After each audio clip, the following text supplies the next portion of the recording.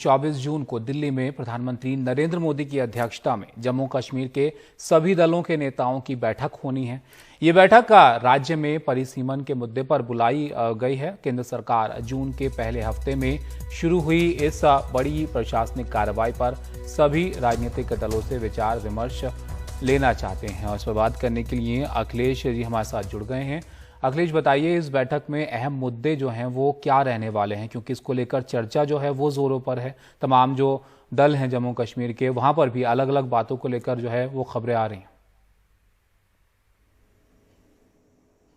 देखिए, अभी तक जो एजेंडा है उसके बारे में किसी भी दल को बताया नहीं गया है कि एजेंडा क्या है इस बैठक का, लेकिन सूत्रों के हवाले से जो हमें जानकारी मिली है उसके मुताबिक ये कहा जा रहा है कि इस बैठक में जो परिसीमन की कवायद जम्मू कश्मीर क्षेत्र में शुरू हुई है उस पर सभी राजनीतिक दलों से चर्चा होगी। साथ ही ये भी कहा गया है कि इस पर एक व्यापक सहमति बनाने का प्रयास किया जाएगा, क्योंकि अभी तक जो परिसीमन की कवायद शुरू हुई है उसमें नेशनल कॉन्फ्रेंस के जो नेता उस परिसीमन आयोग के सदस्य हैं, जिसमें कि डॉक्टर फारूक अब्दुल्ला भी शामिल हैं, उन्होंने इस बैठक में हिस्सा नहीं लिया था। इस बीच जून के पहले सप्ताह में परिसीमन आयोग की ओर से सभी जो जिला कलेक्टर हैं उनको पत्र लिख दिया गया है,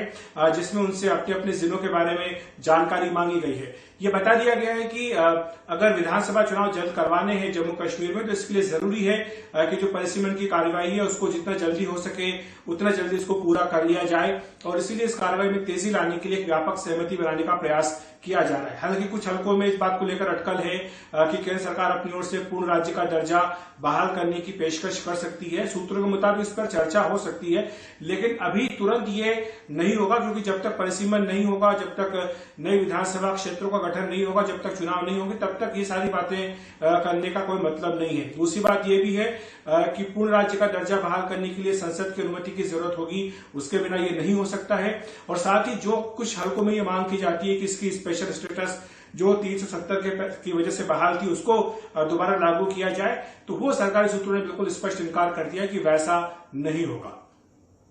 और इसको लेकर अखिलेश जी, जो स्थानीय पार्टियां हैं उनका क्या रुख है?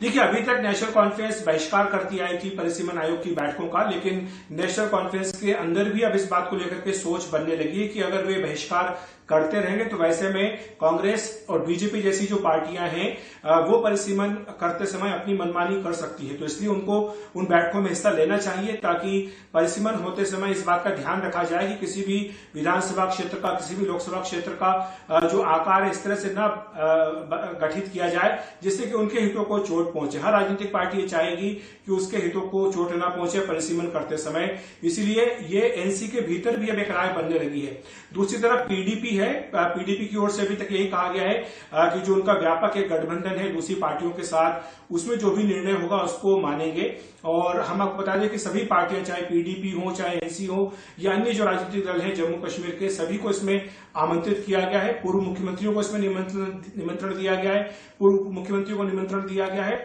और किसी भी पार्टी को ऐसी पार्टी नहीं जो छूटी नहीं है, सभी को इसमें बुलाया गया है। एक व्यापक सहमति बनाने का प्रयास है। और दूसरा, इस कवायद के जरिए अंतर्राष्ट्रीय समुदाय को भी एक संदेश भेजने की कोशिश होगी कि जम्मू कश्मीर में जो भी परिसीमन की कवायद हो रही है उसको सभी राजनीतिक दलों का समर्थन प्राप्त है।